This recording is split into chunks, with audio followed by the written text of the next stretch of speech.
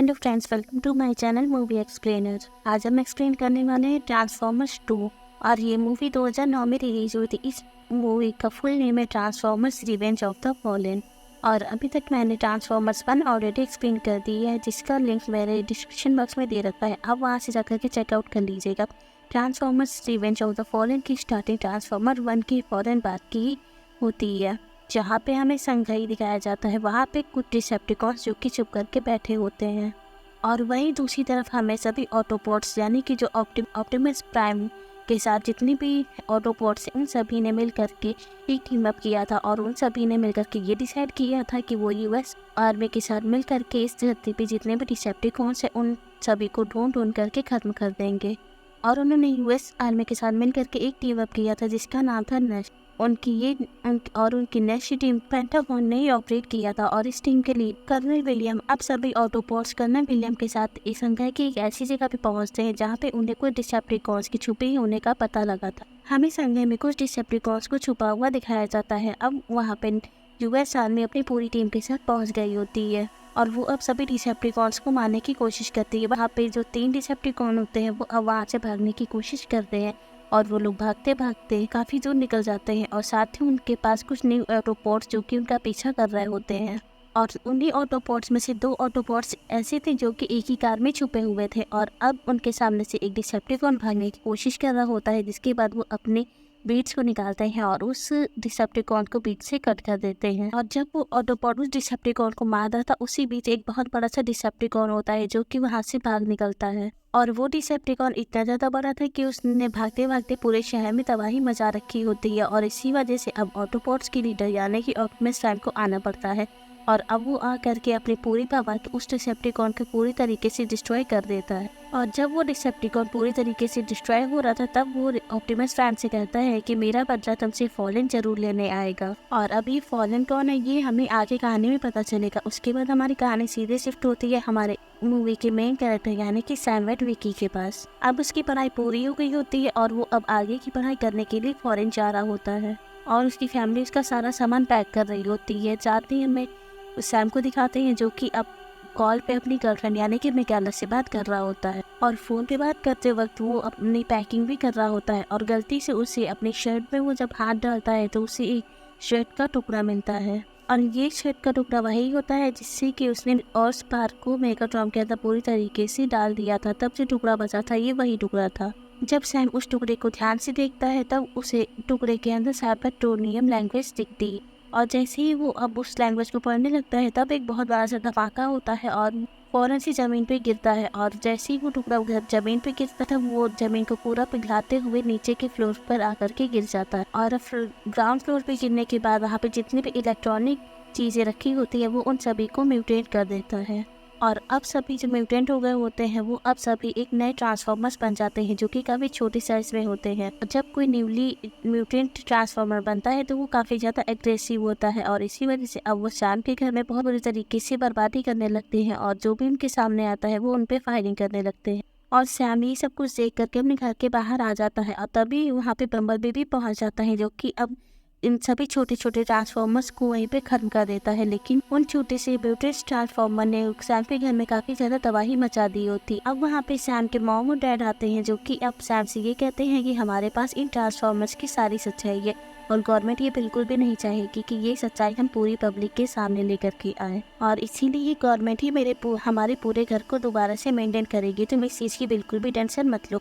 अब सैम वहाँ से सीधे अपने गैराज पे पहुँचता है और वहाँ पे बम्बलबी भी होता है। अब सैम बम्बलबी से कहता है कि अब मैं यहाँ से जा रहा हूँ क्योंकि मेरी स्कूल की पढ़ाई पूरी हो गई है और अब मैं कॉलेज ज्वाइन करने जा रहा हूँ, इस वजह से मुझे यहाँ से जाना होगा। और अब वो बम्बलबी को काफ़ी दुखी मन से हक करता है और बम्बलबी भी काफ़ी ज़्यादा उदास हो जाता है। और सैम को बाय करने के लिए उसकी गर्लफ्रेंड मिकाला भी आई होती है। लास्ट पार्ट के अकॉर्डिंग ये सैम और मिकाला काफ़ी ज़्यादा क्लोज आ गए थे और ये दोनों आप एक दूसरे से दूर नहीं होना चाहते थे। लेकिन सैम को तो यहाँ से जाना ही था।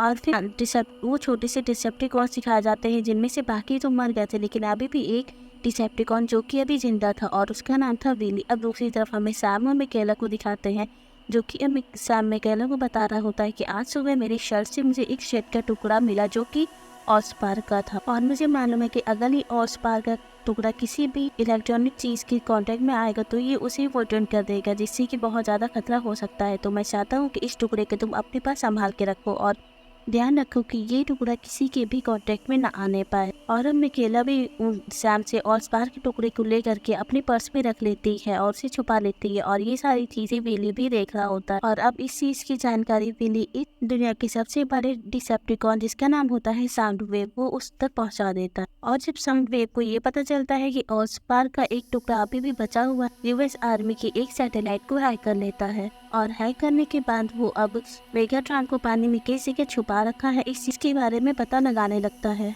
ट्रांसफॉर्मर्स ऑटोपोर्ट्स के जो लीडर ऑप्टिमस प्राइम, उन्होंने एक टुकड़ा यूएस आर्मी को दे रखा और उनसे वो टुकड़ा संभाल के रखने के लिए कहा था। अब वो इस सैटेलाइट को हैक करके उस टुकड़े का भी पता लगाने की कोशिश करता है। साउंडवेव अपने एक छोटे से डिसेप्टिकॉन को अर्थ पे भेजता है जिसका नाम होता है रैवेज। वो एक चीते की रफ्तार से आ रहा होता है और वो सीधे यूएस आर्मी बेस पे आकर के उतरता है। और अब वो भागते भागते उस सीक्रेट लोकेशन पे पहुंच जाता है, लेकिन रेवेज जो कि बड़ा था और वो छोटी सी जगह में नहीं जा सकता था, इसीलिए वो उस छोटे छोटे स्टील के बॉल्स को उस गड्ढे के अंदर फेंक देता है जो कि आगे जाकर के म्यूटेंट्स हो सकते थे। और अब जैसे ही वो छोटे छोटे स्टील्स के बॉल अंदर जाकर के एक पास मिलते हैं, तब उनसे एक और डिसेप्टिकॉन जिसका नाम राइडर होता है वो बन जाता है। और अब राइडर उस ऑस्पार्क के एक छोटे से टुकड़े को लेकर के वहाँ से भाग जाता है। और जैसे ही ये बात यूएस मिलिट्री को पता लगती है तब वो उसका पीछा करने की कोशिश करते हैं और उसके ऊपर काफ़ी ज़्यादा फायरिंग भी कर रहे होते हैं। लेकिन रेवेज जो कि काफ़ी ज़्यादा पावरफुल था, उसकी काफ़ी सारी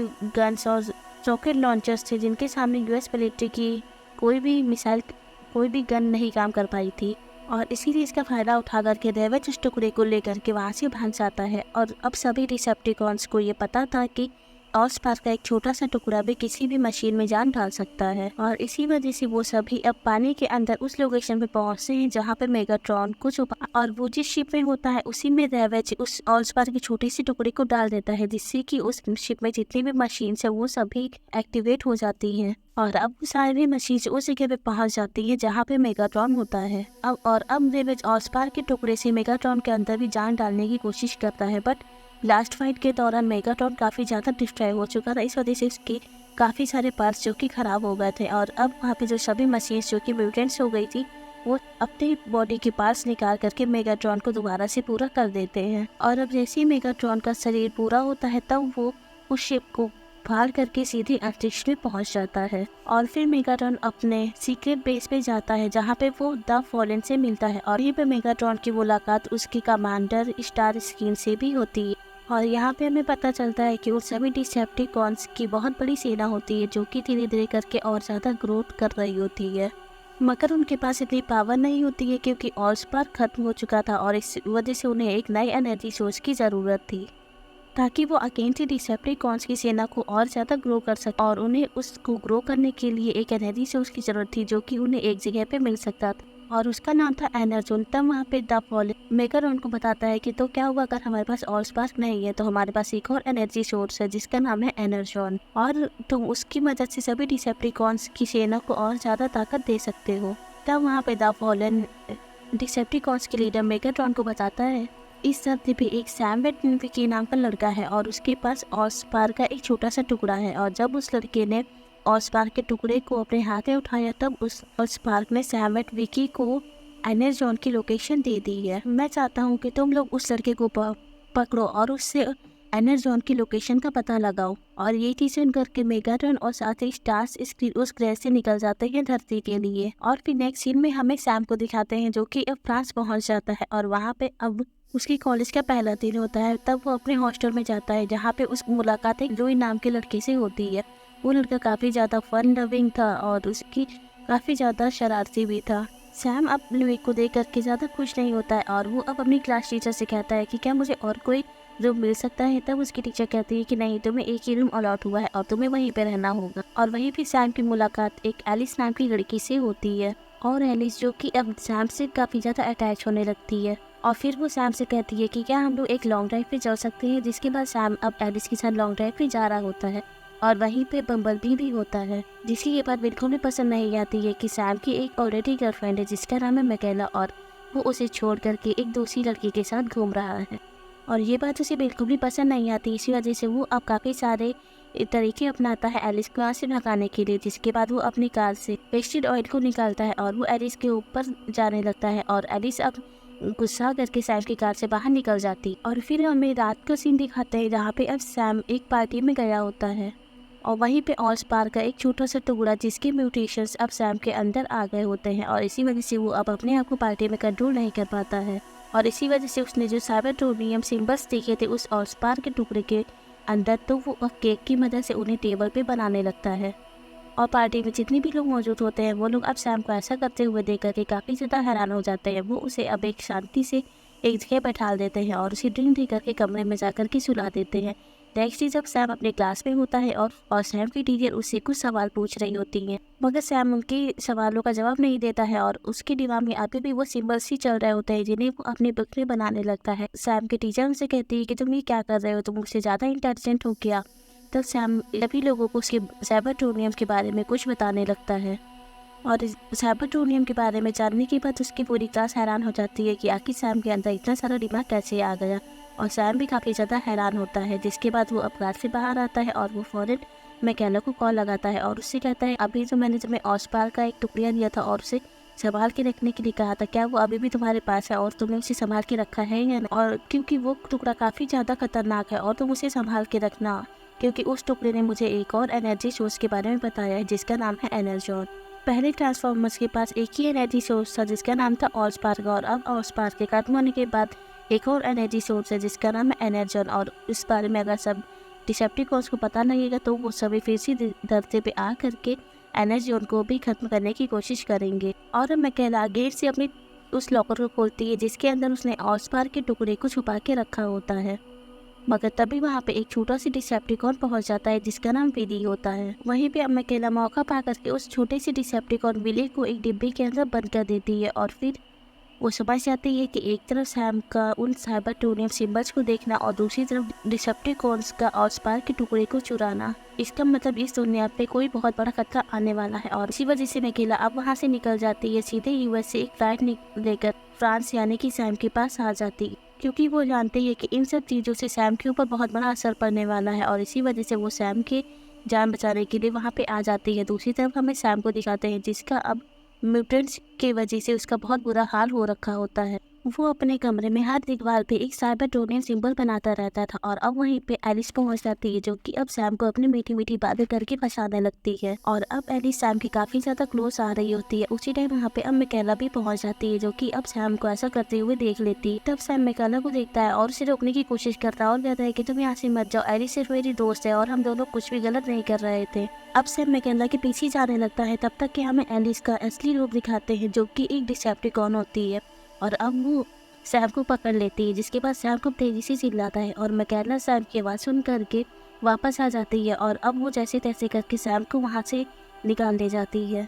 लेकिन अभी भी एडिसन लोगों का पीछा करते करते उन लोगों के पास पहुँच जाती है और अब सैम और मैकेला सीधे एक लाइब्रेरी में पहुँचते हैं और वहाँ पे लियो भी मौजूद होता है। और अब लियो ये देखते हैं कि उन दोनों के पीछे एक डिसेप्टिकॉन पड़ा हुआ है इसने के लिए और इसी वजह से लियो भी अब उन लोगों का साथ देने लगता है। लेकिन एलिस अभी भी उन लोगों का पीछा कर रही होती है जो कि अब इन तीनों को मारने की कोशिश करती है, बट तब तक कि मैकेला कार में सैम और लियो को बैठाती है और वहाँ से जाने लगती है। तब मैकेला की कार के सामने एलिस आ जाती है और मैकेला अपनी कार से एक जोर सा धक्का मारती है जिससे कि एलिस वहाँ पे पूरी तरीके से डिस्ट्रॉय हो जाती है। मगर अभी भी यहाँ पे उनकी प्रॉब्लम नहीं खत्म हुई होती है। तभी वो लोग देखते हैं कि आसमान से एक हेलीकॉप्टर आता है जो कि एक डिसेप्टिकॉन ही होता है और अब वो अपने जाल में फंसा करके उनकी कार को भी अपने साथ उड़ा ले जाता है। और अब वो डिसेप्टिकॉन इन तीनों को लेकर के एक अबैंडन बिल्डिंग में पहुंचता है जहाँ पे वो लोग अब कार से सैम को निकालते हैं और उसे एक मशीन पे लेटा करके एनर्जॉन की लोकेशन को निकालने लगते हैं।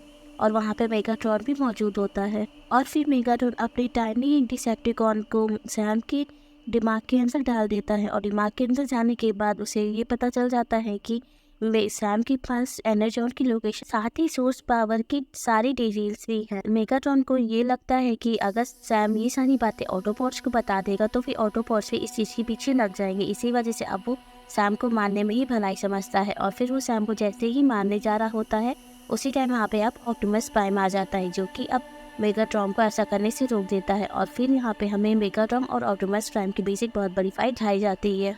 अब ऑप्टिमस प्राइम जो कि मेगाट्रॉन के ऊपर भारी पड़ रहा होता है, इसी वजह से वहाँ पे अब डिसेप्टिकॉन्स भी आ जाते हैं, जो कि अब ये तीनों मिल कर के ऑप्टिमस प्राइम को मारने की कोशिश करते हैं। बट उसी टाइम ऑप्टिमस प्राइम के पास जो कि ट्रांसफॉर्मियम ब्लेड्स होती है जिनमें से आग निकलती है, अब वो उन ब्लेड्स को निकालता है और अब वो उन डिसेप्टिकॉन्स को मारने की कोशिश करता है। और जब वो उन डिसेप्टिकॉन से लड़ाई कर रहा होता है, वहीं पे अब मेगाट्रॉन जो कि अब इस चीज़ का फ़ायदा उठा करके अपनी तलवार निकालता है और उसे ऑप्टिमस प्राइम के सीने में घुसोड़ देता है, जिससे कि ऑप्टिमस प्राइम वहीं पे पूरी तरीके से डिस्ट्रॉय हो जाता है और वो वहीं पे मर जाता है। अब सैम जो कि ये सब कुछ देख रहा होता है और उसे ये बात बिल्कुल भी अच्छी नहीं लगती है कि उसकी वजह से किसी ऑटोपॉड्स की जान गई।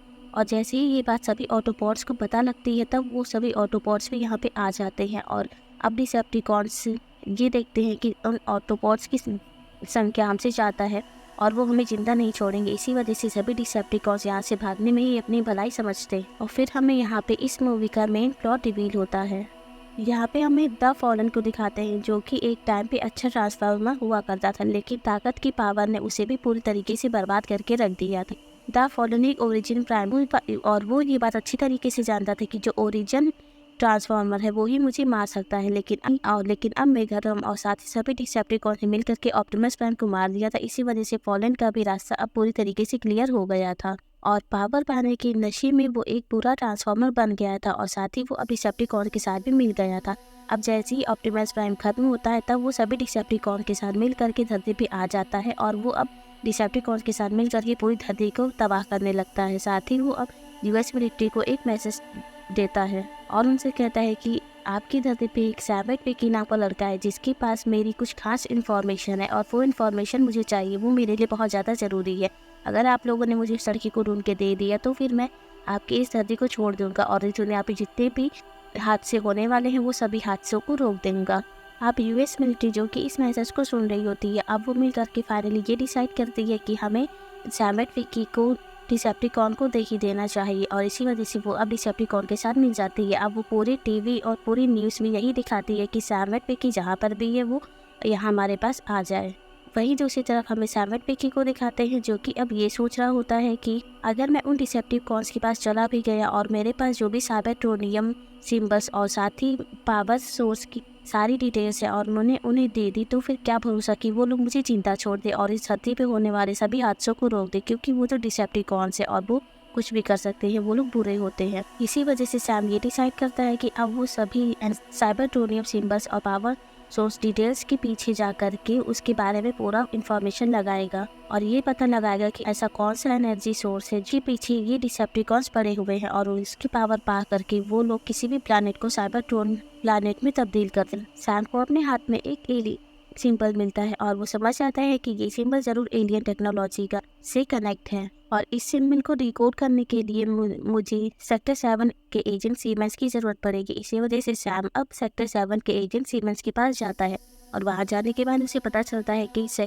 सीमेंस ने यहाँ पे काम छोड़ दिया है और अब वो एक रेस्टोरेंट में वेटर का काम कर रहा है। जिसके बाद सैम अब उसी रेस्टोरेंट में पहुँचता है जहाँ पे सीमेंस होते हैं और वहाँ जाकर के वो उनसे कहता है कि हमें आपकी हेल्प चाहिए, बट सीमेंस उसकी बात नहीं सुनते हैं और अपने काम में बिजी होते हैं। तब सैम उनसे कहता है कि इस दुनिया पे एक बहुत बड़ा खतरा आने वाला है और उस खतरे को रोकने के लिए मुझे आपकी ज़रूरत है। अब ये बात सुनकर कि सीमेंस भी सैम का साथ देने के लिए तैयार हो जाता है। तब सैम उसे अपने हाथ में वो सिंबल दिखाता है, जिसे देखकर सीमेंस कहता है कि ये सिंबल जरूर एलियन टेक्नोलॉजी से जुड़ा हुआ है और इस सिंबल के बारे में जरूर सभी डिसेप्टिकॉन्स भी जानते होंगे, इसी वजह से वो तुम्हारे पीछे पड़े हुए हैं। जिसके बाद वहाँ पे मैकेला भी होती है, जो कि अब वो उन लोगों से कहती है कि मेरे पास एक डिसेप्टिकॉन है जो कि बहुत छोटा सा है और वो इस समय मेरे पास है। ये सारी बातें सैम और सीमेंस सुन करके डर जाते हैं, क्योंकि डिसेप्टिकॉन छोटा सा हो या बड़ा सा, क्योंकि और वो बहुत बुरा होता है और वो हमारे लिए खतरा भी है। तब मैकेला उन्हें बताती है कि वो बहुत छोटा सा है और उसे मैंने एक बॉक्स में कैद करके रखा है। अब मैकेला उस डिसेप्टिकॉन अपने बैग से बाहर निकालती है और उससे कहती है कि हमें तुम्हारी मदद चाहिए और अगर तुमने मेरी मदद नहीं की तो हम तुम्हारे शरीर के एक एक पुर्जे को तोड़ देंगे और तुम्हारा बहुत बुरा हाल करेंगे। और ये चीज़ सुन करके वीली काफ़ी ज़्यादा डर जाता है। इसी वजह से वो अब मैकेला की मदद करने के लिए तैयार हो जाता है और अब वो उन साइबरट्रोनियम सिम्बल्स को देख करके बताता है कि ये एक एनर्जी सोर्स है जिसका नाम है एनर्जॉन और ये सूरज की रोशनी पे काम करता है। हर एक ब्रह्मांड में, जैसे कि मिल्की वे, तुम्हारा ब्रह्मांड, हर एक ब्रह्मांड में एक सूरज जरूर होता है और सभी प्राइम मेंबर्स उस सूरज ब्रह्मांड की तलाश में होते हैं जिनका कोई सूरज होता है। और वो उस सूरज की रोशनी को अपने अंदर एब्जॉर्ब करके अपने आप को और ज़्यादा ताकतवर बना सकते हैं, क्योंकि जो जो कोई वो लोहे से बने होते हैं और ट्रांसफोर्मियम धातु से बने होते हैं, और उन्हें अगर ज़्यादा समय तक जीना है तो वो अपने आप जंग लगने से बचाते हैं, क्योंकि अगर उनके शरीर में अगर जंग लग जाएगा तो वो खत्म हो जाएंगे, और ये एनर्जी सोर्स उन्हें जंग लगने से बचाता है। अब सैम विडी से एमेजॉन की लोकेशन के बारे में पूछता है, तब विली से कहता है कि मुझे ये तो नहीं पता कि एमेजॉन कहाँ पे है, लेकिन मैं एक ऐसी ऑटोपॉड को जानता हूँ जो कि तुम्हारी इस काम में मदद करेगा। उसके बाद ये सभी लोग उस ऑटोपॉड के पास पहुँचते हैं जो कि एक फाइटर प्लेन होता है और उसका नाम होता है जेट फायर। और जब वो लोग उसे उस शेड के टुकड़े से जगाते हैं तब वो एक्टिवेट होता है और उन्हें पता चलता है कि ये कोई ऑटोपॉड नहीं जबकि एक डिसेप्टिकॉन है। सैम और सैम के साथ जितने लोग होते हैं वो लोग अब डिसेप्टिकॉन को देख करके वहाँ से भागने लगते हैं। तब वो डिसेप्टिकॉन उन्हें यकीन दिलाता है मैं अच्छा हूँ, क्योंकि आज से हजारों साल पहले जब साइबरट्रॉन से ऑटोपॉड्स और डिसेप्टिकॉन के बीच में जंग छिड़ी थी तब मुझे पता चला था कि डिसेप्टिकॉन तो बुरे होते हैं और वो सभी लोगों को मारना चाहते हैं। इसी वजह से मैं समझ गया था कि डिसेप्टिकॉन सभी लोगों को मारना चाहते हैं, तभी से मैंने अपनी पार्टी बदल दी और अब मैं एक ऑटोपॉड हूँ। तो बताओ मैं तुम्हारी किस तरह से मदद कर सकता हूँ। तब सैम मुझे बताता है कि मेरी नज़रों के सामने कुछ साइबरट्रोनियम सिंबल आ रहे हैं और वो मुझे क्या बताना चाहते हैं ये मैं समझ नहीं पा रहा हूँ। और उसके बाद सैम अब जमीन पे उन सभी साइबरट्रोनियम सिंबल्स को बना देता है। अब सबसे पहले जेट फायर अपनी ताकत से उन सभी को इजिप्ट के अंदर ले आता है और वहाँ ला करके वो इन सभी ट्रांसफॉर्मर्स का इतिहास बताने लगता है और कहता है कि आज से हजारों साल पहले इजिप्ट में काफ़ी बड़े बड़े से ट्रांसफॉर्मर्स रहा करते थे कि उन लोगों का काम ये था कि सूरज की रोशनी को अपने अंदर अब्जॉर्ब करना, और सूरज की रोशनी अब्जॉर्ब करने की वजह से उन लोगों की जो उम्र थी वो काफ़ी लंबे समय तक रहती थी। और साथ ही इन लोगों का एक सिद्धांत था और उनका सिद्धांत ये था कि वो लोग कभी उस सूरज को नुकसान नहीं पहुँचाएंगे जिस सूरज के पास जीवन था, और इसी वजह से वो उन सूरज को छोड़ देते थे जिनके पास जीवन होता था। लेकिन अब इस ताकत को देख करके वहाँ पे एक प्राइम ट्रांसफॉर्मर जिसका अब मन बदल जाता है और वो अब ये डिसाइड करता है कि वो अब उस सूरज की भी रोशनी को अब्जॉर्ब कर लेगा, क्योंकि वो रोशनी उसे पूरी काफ़ी लंबे समय तक उसे जीवित रख सकती थी। और इसी वजह से अब वो वहाँ के बाकी जो प्राइम ट्रांसफॉर्मर होते हैं उन सभी से लड़ाई करने लगता है, उन्हें काफ़ी ज़्यादा मारने लगता है और फिर वो उन सभी को मार करके उस मशीन को एक्टिवेट करता है जो कि उसे सूरज की रोशनी देने वाली थी, और उसका नाम था एनर्जॉन, क्योंकि सिर्फ एनर्जॉन ही ऐसी मशीन थी जो कि उस सूरज की सारी रोशनी को ऑब्जॉर्व करने में मदद करती थी। और साथ ही अब प्राइम ट्रांसफॉर्मर्स जो कि उसकी सारी रोशनी ऑब्जॉर्व करने वाला था उसके सामने और कोई प्राइम ट्रांसफॉर्मर नहीं टिक पा रहा था, और इसी वजह से जो बाकी के प्राइम ट्रांसफॉर्मर से उस सभी ने मिल करके ये डिसाइड किया कि अब एनर्जॉन जिस मशीन से ऑन होता है वो लोग उसी मशीन को छुपा देंगे, और उस मशीन का नाम था मैट्रिक ऑफ लीडरशिप। सभी जब प्राइम ट्रांसफॉर्मर्स मिल करके ये डिसाइड करते हैं कि अब वो लोग उस डिवाइस को छुपा देंगे जिस डिवाइस से एनर्जॉन एक्टिवेट हुआ करता था, और उस डिवाइस का नाम था मैट्रिक्स ऑफ लीडर। और अगर हम लोग उसे छुपा देंगे तो फिर एमेजॉन कभी भी एक्टिवेट नहीं होगा। और उसके बाद से उन लोगों ने उस डिवाइस को छुपा दिया, जिसके बाद आज तक उसे कोई भी नहीं ढूंढ पाया। अब सैम ये सारी बातें सुनने के बाद समझ जाता है कि एमेजॉन नाम का एक एनर्जी सोर्स जो कि इस धरती पे है, लेकिन वो कहाँ पर है ये अभी किसी को भी नहीं पता है।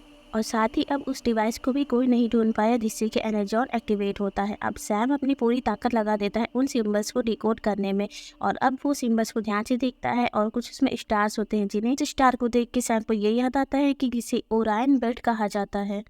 और इस ओरायन बेल्ट की मदद से कुछ बहुत बड़े बड़े पिरामिड बने हुए हैं जो कि आज से कई साल पहले कुछ बड़े बड़े राजाओं ने बनाए, और अब वो लोग उसी स्टार की मदद से इजिप्ट के अंदर एक बहुत बड़े पिरामिड बने होते हैं। अब वो लोग वहाँ पे पहुँच जाते हैं और ये सारे पिरामिड पेट्रा के अंदर होते हैं।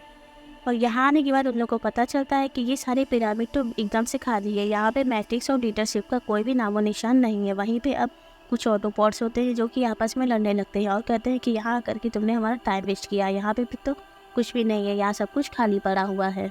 और अब ये लोग लड़ते लड़ते एक दीवार से जाकर के टकरा जाते हैं, जिसके बाद उस दीवार में थोड़ा सा छेद हो जाता है और उसी होल से थोड़ी सी ठंडी ठंडी हवा आने लगती है। तब सैम को पता लग जाता है कि जब इस होल से ठंडी हवा आ रही है तो ज़रूर इसके पीछे कोई गहरी सुरंग होगी, और अब वो लोग उसे गोली मार करके उस सुरंग को बड़ा करते हैं। जिसके बाद सैम उसके अंदर जाता है और वहाँ जाके उसे पता चलता है कि इसके अंदर तो काफ़ी बड़े बड़े से प्राइम ट्रांसफॉर्मर्स हैं, और ये प्राइम ट्रांसफॉर्मर्स वो है जिन्होंने मैट्रिक्स ऑफ लीडरशिप को डिसेप्टिकॉन से बचाने के लिए अपनी जान कुर्बान कर दी थी। और वहीं पे फाइनली सैम को अब मैट्रिक्स ऑफ लीडरशिप मिल जाता है। अब जैसे ही सैम उस मैट्रिक्स ऑफ लीडरशिप को अपने हाथ में उठाता है तब वो धूल बन के पूरा नीचे गिर जाता है, क्योंकि ये काफ़ी ज़्यादा पुराना था और ये बैट भी हज़ारों साल पुरानी थी, इसलिए उसमें कुछ भी नहीं बचा होता है। और ये चीज़ देख करके सैम काफ़ी ज़्यादा उदास हो जाता है। और उसी टाइम अब वहाँ पे डिसेप्टिकॉन्स भी आ जाते हैं, जो कि अब इन लोग का पीछा करते करते उसी घर पे पहुँच गए होते हैं। और वो अब अपने सभी रॉकेट लॉन्चर साथ ही काफ़ी सारी मिसाइलों के साथ इन लोगों के ऊपर हमला कर रहे होते हैं। अब वहीं पे सैम मौका देख करके यूएस मिलिट्री को कॉल लगाता है और उनसे कहता है कि हमारे ऊपर डिसेप्टिकॉन्स ने हमला कर दिया है, ठीक इसी वजह से हमें ऑटो फोर्स की ज़रूरत है, आप सभी लोग ऑटो फोर्स को हमारे पास भेज दीजिए। अब ये बात सुनते ही यूएस मिलिट्री सभी ऑटो फोर्स साथ ही नेस्ट की पूरी टीम अब सभी ऑटो फोर्स के साथ उसी लोकेशन में पहुंच जाती है और साथ ही उनके जेट फायर भी आया होता है। और फिर हमें यहाँ पे ऑटो फोर्स और डिसेप्टिकॉन के बीच एक बहुत बड़ी फाइट दिखाई जाती है, जहाँ पे सभी रोबोटिक ट्रांसफॉर्मर्स होते हैं और इनके बीच एक बहुत बड़ी फाइट हो रही होती है। उसी समय एक बहुत बड़ी सी मिसाइल आती है जो कि अब सैम को पूरी तरीके से घायल कर देती है। घायल होने की वजह से वहीं पे सैम की मौत हो जाती है और फिर सैम की सूरज जो कि अब आसमान में जा रही होती है। उसी टाइम सैम को अपने विजन में ओरिजिन प्राइम दिखाई देते हैं, जो काफ़ी सारे होते हैं और वो अब सैम से कहते हैं कि तुम वही हो जिसने अपनी धरती को बचाने के लिए काफ़ी सारी लड़ाई की है, तुमने बहुत सारे बुरे लोगों को खत्म किया है और तुमने बहुत सारी लड़ाई की है, लेकिन एक चीज़ हम याद रखना कि अच्छाई करने का मौका तुम्हें बार बार नहीं मिलता है, तुम्हें वो मौका हमेशा कमाना पड़ता है और तुमने बहुत सारी अच्छाई की है, इसी वजह से हम तुम्हें तुम्हारा जीवन दोबारा से दान दे रहे हैं। और तो साथ ही तुम जिस डिवाइस को यहाँ ढूंढने आए थे वो डिवाइस ही हम तुम्हें दे रहे हैं। अब सैम दोबारा से जिंदा हो जाता है और उसके पास होता है अब मैट्रिक्स ऑफ लीडरशिप, जिससे कि वो एमेजॉन एक्टिवेट होता है। सैम को ये बात अच्छे से मालूम थी कि ये मैट्रिक्स ऑफ लीडरशिप एमेजॉन जो कि काफ़ी हज़ारों साल से बंद पड़ा हुआ है और वो काफ़ी टाइम से चला भी नहीं है, वो उसे एक्टिवेट कर सकता है, तो फिर इसका मतलब ही ऑप्टिमस प्राइम को भी जिंदा कर सकता है। और इसी वजह से अब सैम सीधे पहुंच जाता है ऑप्टिमस प्राइम के पास और अब वो ऑप्टिमस प्राइम के सीने में मैट्रिक्स ऑफ लीडरशिप को डाल देता है, जिससे कि ऑप्टिमस प्राइम अगेन से जिंदा हो जाता है और फिर वो अब उन सभी डिसेप्टिकॉन्स को एक एक करके मारने लगता है। और वहीं दूसरी तरफ हमें अंतरिक्ष से फॉलन को दिखाते हैं, जो कि अब वो भी धरती पे आ जाता है और उसे ऑलरेडी पता होता है कि एमेजॉन कहाँ पे छुपा रखा है। और अब वो सीधे उसी पिरामिड के टॉप पे जा करके उतरता है, अब क्योंकि वहीं पे एमेजॉन उसी पिरामिड के टॉप पे काफ़ी सालों से दबा हुआ था। और अब फॉलन उस पिरामिड को तोड़ने लगता है उस मशीन को पाने के लिए। अब वहीं दूसरी तरफ डिसेप्टिकॉन और ऑटोबॉट्स में लड़ाई चल रही होती है और उसी लड़ाई के बीच जेट फायर मारा जाता है, क्योंकि अब उसके अंदर नए डिसेप्टिकॉन से लड़ने की पावर नहीं थी। और अब जेट फायर जो कि मरने से पहले ऑप्टिमस प्राइम के पास पहुंचता है और उससे कहता है कि तुम्हें मानना होगा मेगाट्रॉन और साथ ही फॉलन को, क्योंकि अगर उन्हें एमेजॉन मिल जाएगा तो फिर वो तुम्हारी दुनिया को खत्म कर देंगे। तब ऑप्टिमस प्राइम जेट फायर से कहता है कि लेकिन मैं उन लोगों तक नहीं पहुँचूंगा, क्योंकि वो लोग मुझसे काफ़ी दूर है और वो लोग ऊंचाई पे हैं और मेरे पास इतनी ताकत नहीं है कि मैं उड़ करके उनके पास पहुंच जाऊं। तब जेट फायर ऑप्टिमस प्राइम से कहता है कि तुम मेरी पावर ले लो, मैं चाहता हूं कि तुम मेरे बॉडी पार्ट्स को ले लो और उनकी वजह से मेगाट्रॉन और साथ ही फॉलन को मारो। अब ऑप्टिमस प्राइम के पास जेट फायर के वो सभी बॉडी पार्ट्स होते हैं जिनकी मदद से वो उड़ सकता था। और अब उड़ने वाली पावर के साथ ऑप्टिमस प्राइम सीधे उसी पिरामिड के ऊपर पहुंच जाता है जहाँ पे एमेजॉन मशीन होती है और फिर वो उस एमेजॉन मशीन को वहाँ से पूरी तरीके से तबाह कर देता है। और वहाँ पे अब ऑप्टिमस प्राइम और मेगाट्रॉन की जब नज़र ऑप्टिमस प्राइम के ऊपर जाती है तब वो लोग देख करके हैरान हो जाते हैं कि अभी तक ऑप्टिमस प्राइम जिंदा है और सबसे पहले हमें इसे खत्म करना होगा, क्योंकि ये हमारे रास्ते का कांटा बन रहा है। इसी वजह से अब मेगाट्रॉन और साथ ही फॉलन दोनों ऑप्टिमस प्राइम के ऊपर हमला करने लगते हैं, जिसके बाद ऑप्टिमस प्राइम उन लोग के ऊपर हमला करता है, लेकिन मेगाट्रॉन और फॉलन की पावर ज़्यादा होने की वजह से वो अब ऑप्टिमस प्राइम को काफ़ी ज़्यादा मार रहे होते हैं। लेकिन वही हमें ऑप्टिमस प्राइम के पास उसकी खुद की पावर तो थी, साथ साथ उसके पास जेट फायर की पावर भी थी, इसी वजह से अब वो उन दोनों के ऊपर भारी पड़ने लगता है। और मेगाट्रॉन वहाँ पे समझ जाता है कि अब हम लोग यहाँ पे जिंदा नहीं बचेंगे, इसी वजह से मेगाट्रॉन वहाँ से भाग जाता है। अब वहाँ पे फॉलन अकेला बचता है, जिसके बाद ऑप्टिमस प्राइम अब वहीं पे फॉलन को ख़त्म कर देता है और इसी के साथ ये मूवी यहाँ पे कम्प्लीटली एंड हो जाती है। सो गाइस हमें प्लीज कमेंट करके बताइएगा कि आपको हमारा रिव्यू कैसा लगा है। अगर मेरा रिव्यू आपको पसंद है तो प्लीज़ मेरी वीडियोस को लाइक करिएगा और अगर मेरे चैनल को नहीं सब्सक्राइब किया तो प्लीज़ मेरे चैनल को सब्सक्राइब करिएगा। Thank you for watching.